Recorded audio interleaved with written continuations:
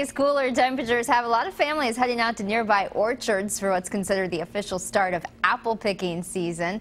The owner of Evans Orchard in Scott County says the cooler than normal temperatures in the spring put their crop further up the tree than normal. He also says the historically wet summer helped produce sweeter tasting apples. If it stayed rainy all the way to the end, they would have been a little bland, because we had some of that in vegetables. But they, in August it dried up, and so the sugars and things are up in these things. They're really high.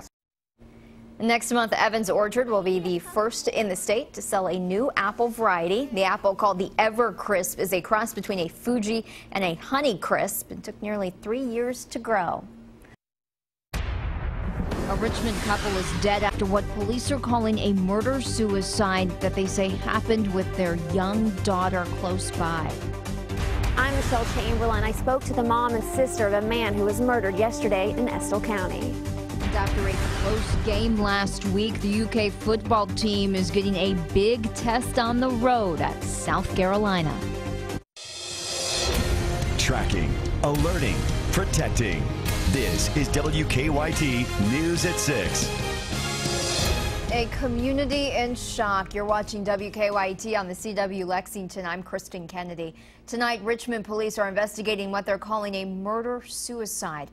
We're told a couple was fighting at a home on Blackwell Court, and when officers arrived, they say they heard gunshots and then found the body of Jackie and Jesse Rose. WKYT's Hillary Thornton is talking to the couple's landlord in our top story at 6. Just before midnight, Richmond police were called to Blackwell Court after reports of a domestic dispute and a woman possibly being held against her will. Officers say when they arrived, things took a turn for the worse as they heard a gunshot. Those first officers on the scene called for backup and then made their way inside, where they found a husband and wife dead, both with gunshot wounds. They also found inside the home the couple's 15-month-old daughter, who police say thankfully was unharmed. Today, the crime scene tape still hangs on the door, and as their landlord makes some repairs, he says he is in disbelief about what happened here just a few hours ago. Very, very shocked and disappointed and saddened, I guess is right, because wonderful young couple. Those who knew the husband and wife say from the outside looking in, everything seemed okay and like they were a young, happy couple, excited about their lives here together with their young daughter. And they were as nice a young couple as I've seen in 30 or 40 years of rental business.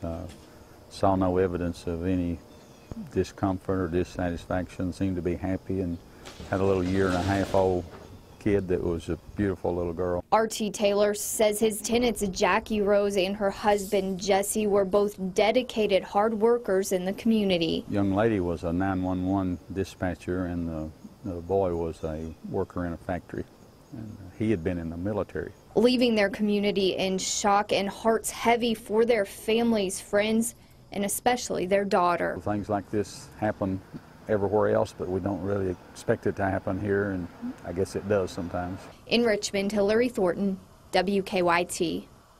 Police say social services took the child in last night. In Estill County, state police are trying to figure out what led up to a man's death. Investigators found 44-year-old Mickey Riddle's body in a home on Pea Ridge Road near Irvin yesterday. They haven't arrested or charged anyone with his death. WKYT's Michelle Chamberlain is in Estill County with this Crime Tracker report. 44-year-old Mickey Riddle was murdered Friday morning in his home, the very home in Estill County he was raised in, a home that sits right behind a church just down the street from where his sister lives with their mom. I spoke with Mickey's mom and sister. They both declined to be on camera, but they say they're in complete shock and disbelief over the murder of Mickey. Mickey's sister Cindy tells me that just before 9 o'clock Friday morning, a friend found Mickey dead in his home after hearing 2 separate gunshots.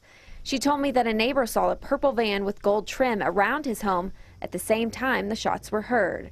Cindy said she talked to her brother every day and that she was unaware of him having any issues with anyone. She said Mickey leaves behind 4 kids and 1 grandchild. In Estill County, Michelle Chamberlain, WKYT. Riddle's body is in Frankfort awaiting an autopsy. State police are also investigating a deadly house fire in Owen County. Troopers say 2 children died in a home off Gaines Avenue south of Owington. They found a 2-year-old and a 4-year-old inside the burning home. Investigators do not believe foul play is involved. The calendar may still read summer, but it sure doesn't feel like it outside. Cooler temperatures and chances for showers are making today feel a lot like fall. WKYT meteorologist Jim Caldwell is tracking those rain chances for us tonight on the First Alert Defender. I'll tell you what, we're also seeing a little color showing up out there, too. I was noticing that I was driving into work today. A little color from Mother Nature. Not talking about radar, because we have plenty of color there. I'm talking about the leaves. Showers and even a few thunder showers have been moving across most of the area out there today. Temperatures down quite a bit compared to where they were yesterday. We were in the low 80s yesterday at this same time.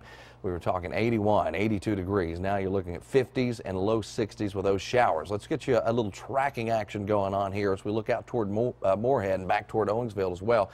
Along 64, we get a little stripe there picking up heavier rain.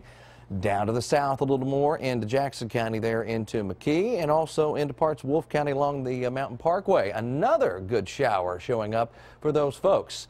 Tonight's forecast isn't about the rain because the rain will start to give way. It's about those numbers. We end up in the 40s in many locations as we start our Sunday, so the chill really settles in during the overnight hours tonight. And then tomorrow maybe a little bit warmer. How about a 68, 69 degree reading? That's where we're trending for you. I'll have the latest coming up here in just a few minutes. This is a big night for the UK football team. They are on the road getting ready to play South Carolina tonight.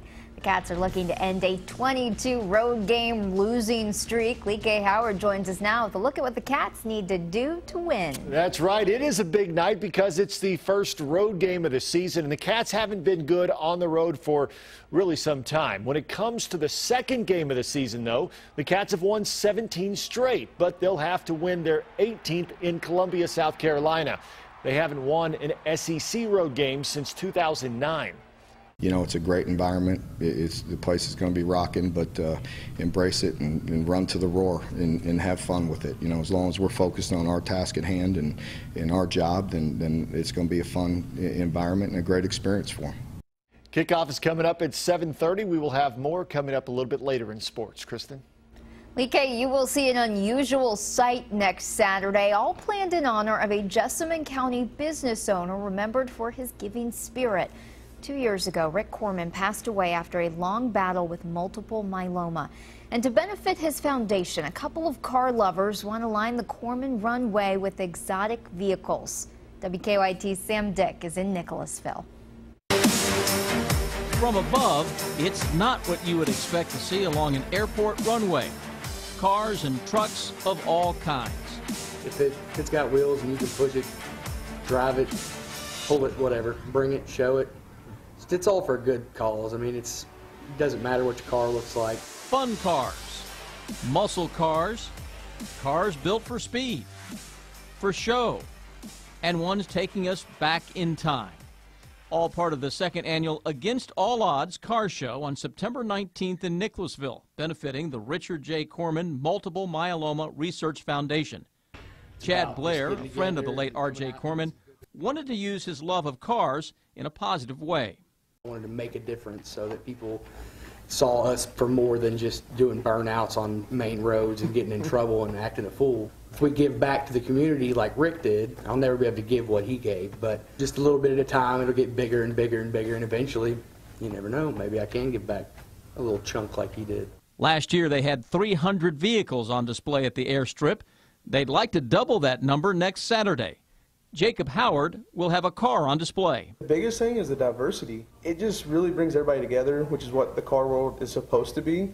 It's not, oh, look at that car, and I don't like this or I don't like that. It's literally everybody has a common interest. It's $20 to show off your pride and joy and $5 to ooh and awe over it all. Chad thinks his late friend, Rick Corman, would approve. Looks like a fun event. Gates at the R.J. Corman facility in Nicholasville open next Saturday at 10 a.m. for people showing cars. Spectators can get in at 11. More than 100 people climbed 110 flights of stairs to honor the 343 firefighters killed in New York City 14 years ago. The Lexington Fire Department holds the Firefighter Memorial Challenge each year. Those climbing this year made 5 trips up the University of Kentucky's Kirwan Tower. Each participant climbed in memory of a life lost September 11th, 2001. It's humbling.